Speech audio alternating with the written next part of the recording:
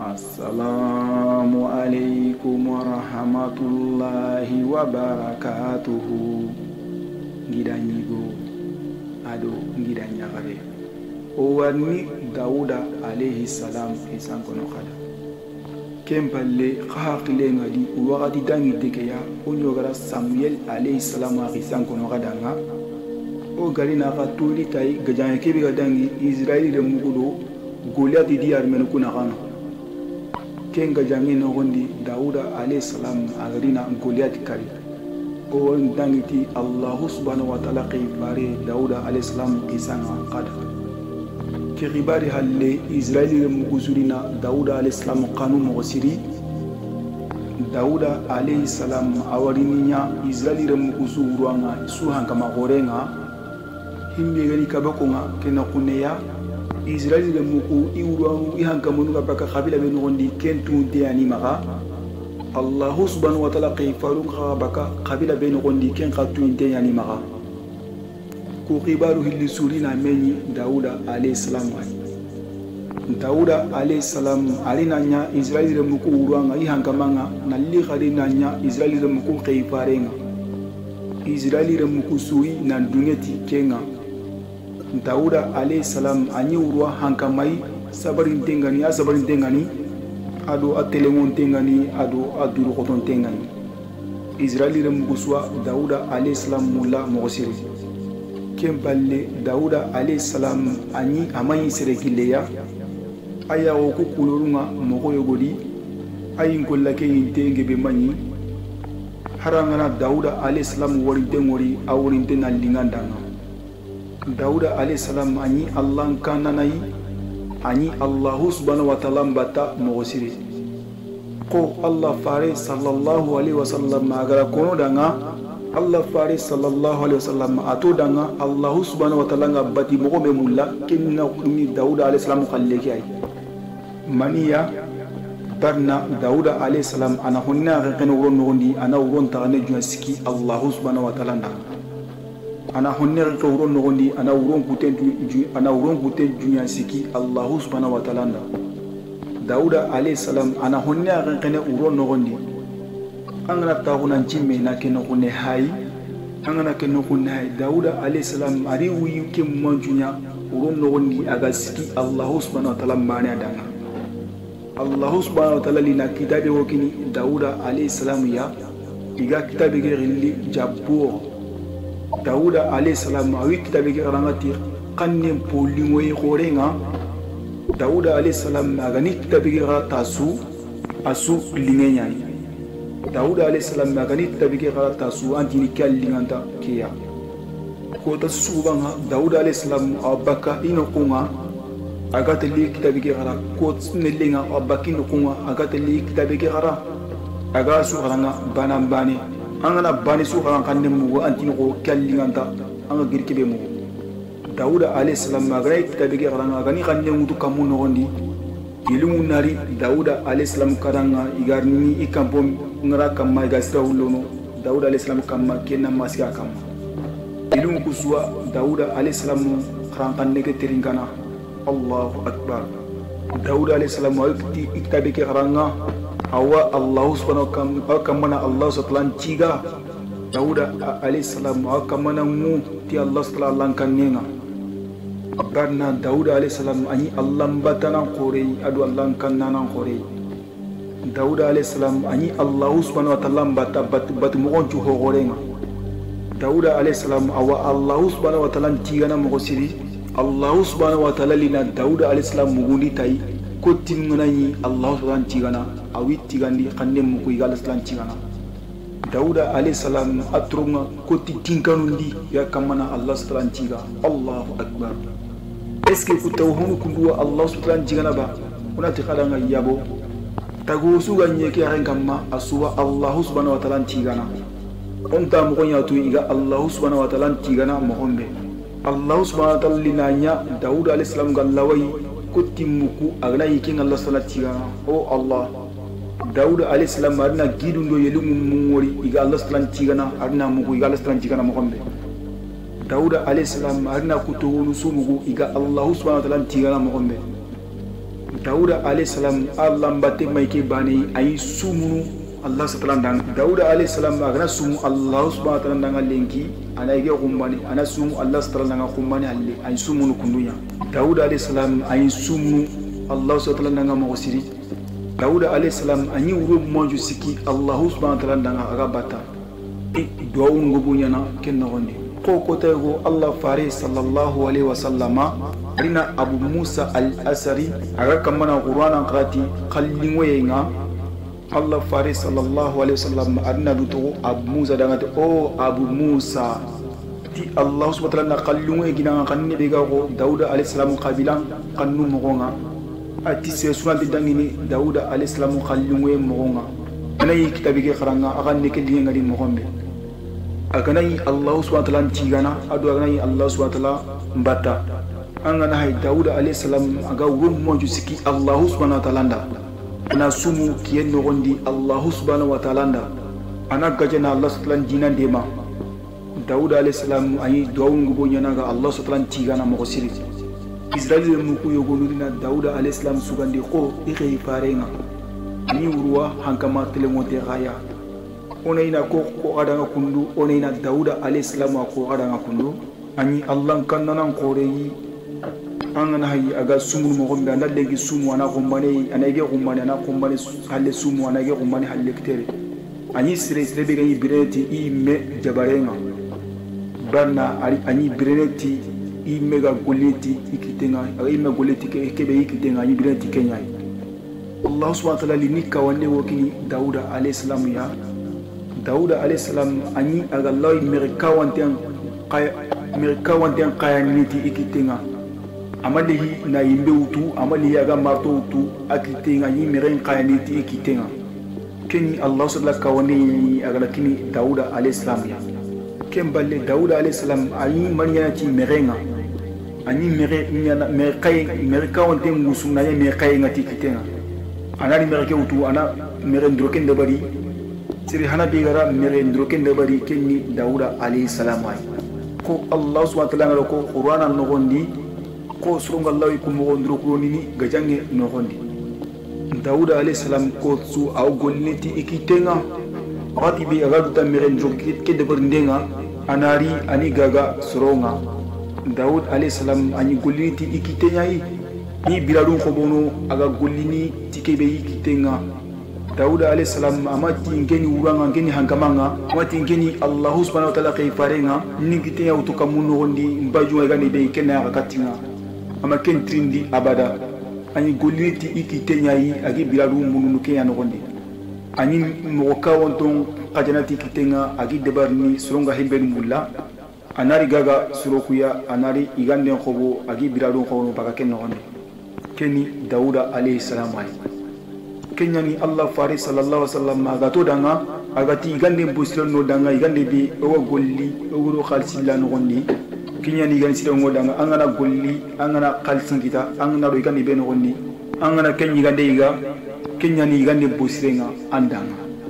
Dauda alayhi salam mani birarundo igande mbaka aga kebe golliti I mekitenga angana ki hay Dauda alayhi salam amati nge sumunga nta gollini Dauda alayhi salam amati ngena wo moju siki Allah subhanahu wa ta'ala ndanga nta gollini amakenko amati ngeni Allah subhanahu wa ta'ala kayfani hay nta gollini amati nanti kinga Allah subhanahu wa ta'ala batte amati nanti Allah sallam batu mo ngebe ngi kemma tanti kemma ga gollini amakenko Dauda alayhi salam ani gollinti ikitenyai aga qalti be kita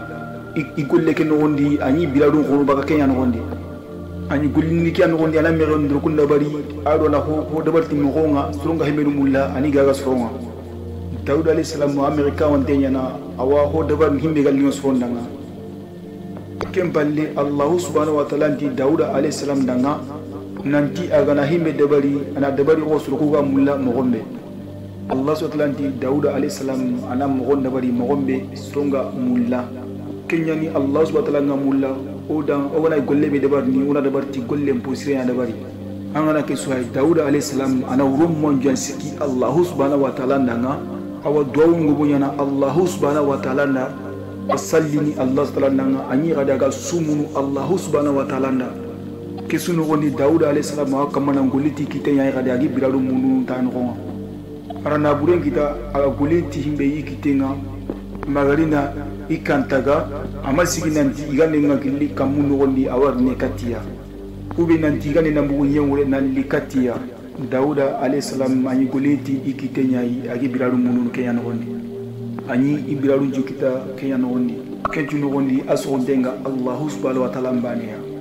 Allah subhanahu wa ta'ala lina Dauda alayhi salam nya hankama khoreya Dauda alayhi salam adina nya aga kite ngutu surondo menagan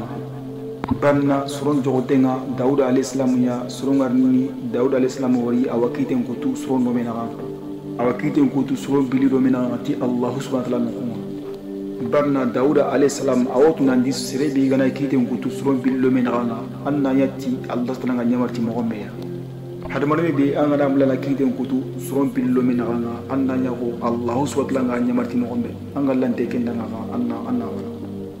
kemballe kote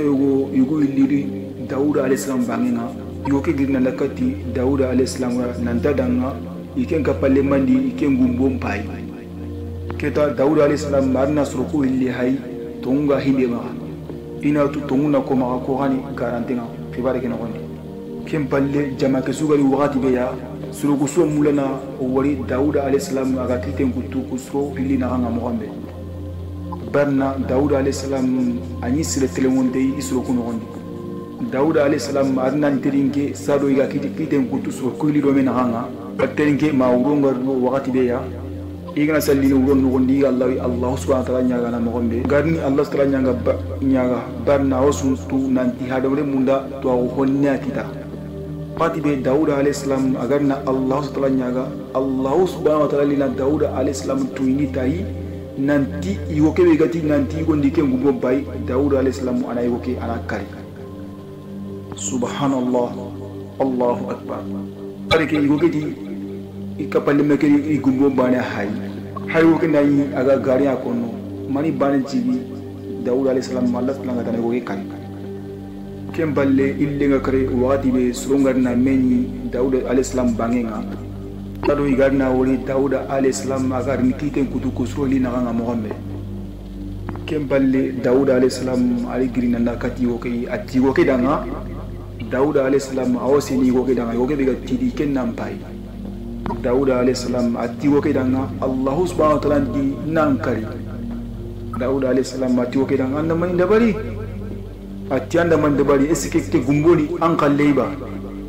ati an ga digo kera gumbo ke hay eske tongu yani digame ke iba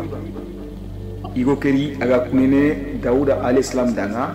igo keti nga kuneti Allah subhanahu wa ta'ala tonga tunka suga ndono aga datu akinga Allah subhanahu wa ta'ala banega he ke gumboni nge galle ya inga pallemme ke ara hayya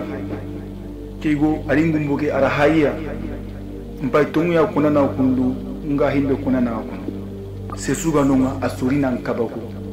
timani banji Dauda alayhi salam agati no ko karni ko gira awa kamandi ga mogombe awa ga tongu ya kono diga meke no Dauda alayhi salam arnan diga mo ke danga nanti foku yo ke li tongu ya koni danga barna yo ke agarna tu wat binanti Allah subhanahu wa ta'ala ngarni igundo ke bogo ko na du to Dauda alayhi salam danga nanti idem ke ko haba karni wati late no gondi muqen no gondi se suma baga kala ida haba karni Allahu akbar isuwa ken ko yar ken gay mo wisudi Allahu akbar isuri na tu nandi janka Dauda alayhi salam agna kiten ko tu so billo mena ana kututi Allah subhanahu wa ta'ala no kunyai Dauda alayhi salam ari nandi na yoy kari ke yugo ibina kari Dauda alayhi salam atoy kundu akamana kiten ko tu so hillo mena hanga to ino kay aga kamana kiten ko tu so no mena hanga surungarni Dauda alayhi salam bangi wa sunanti ana kiten ko tu ilo mena hanga ti Allah subhanahu wa ta'ala kiti kutenga barna kinga tinga Dauda alayhi salam mani sire sabarinte setle monde kinga tinga Israeli de muguswa Dauda alayhi salam mulla mogosiri ser sumay warni me kinga tinga Dauda alayhi salam maganda kiten gutu so ko lilo mena kotego na Dauda alayhi salam to royi kan no ndiaga taunu soroku li imoroti Dauda alayhi salam ka laqenga irina nan kabiti akan tegenga nallo Dauda alayhi salam kam mai kan no Dauda alayhi salam magarna suruku hilli wori ari kaniya Daud alayhi salam ati surukuna kunda kharondi ragunde ruku illi iri qorti yallawai Daud alayhi salam kiti kutegi walla ikundo menaganga na iqorti na Daud alayhi salam kiti kutte mo ido menaganga iro na to hari matirin den dabari ukudna du to Daud alayhi salam na ma kanoi ori nangori barna ori khibare walli ori odo menaganga iti o Daud o mulana kiti ngutu odo menaganga ti Allah subhanahu kiti kutenga Daud alayhi salam ati suruku hilidanga maninya ko hana kiri agi mo konno Daud alayhi salam danga sadagi mo konno akamana to wunu Daud alayhi salam ya ganyro kuya kadi kana ko hana ke digamen teringa ganna hinde ko Daud alayhi salam da amulana to ngini duya Daud alayhi salam no ko ngaw kama duindi ay mo ke kono adu to Daud alayhi salam danga amin ka palle maki wariba ati jarayaru tankabe aru kabuana maga rante ijaruku haken kontine jarayan bakibe gimaga ike jarayarin bani kotani ke maga ari gari ninge da ken jarayarin bani hay do ken ni mo ko Daud alayhi salam nanga aka mana Daud alayhi salam aka mana suruku ile terinka aka mana igo ke teringa me bani ke kemma imogonko barna Daud alayhi salam barna mo bani ke ti jarayaru tankabe aru kabi ke yana bani ke maga kibiya kamani mo go Daud alayhi salam danga jarayarin bani kotana ke maga igo ke do Daud alayhi salam danga nandi jarayarin bani ke de ke maga igo ke le na ken ka hay aw kamani mo go Daud alayhi salam da kamana du indi nanti bani ka digamu na ko tikenga ali kenja bani be ke maga al kengutu kidame Daud alayhi salam danga jarayarin bani be ke maga ay nyara na ken ka wutu nanda kai ijogo kuya kini Daud alayhi salam agada kiti ita hana be kudu suro hilido mina ngati kortienga handa mare me anganya mogosuya noko gwandi kingarna ambulo ni honne angana hay Adam alayhi salam remuku aswa sankunu Daud alayhi salam arina janku keno honne ya banna Daud alayhi salam amarina bani ke teriga kebe jayaru tankabiru kabuga maga banna Daud alayhi salam maga jararin bani ake ma tongunna kenya ma Daud alayhi salam arina kliten kutu sulu kulina ngana to ma bani ke terinka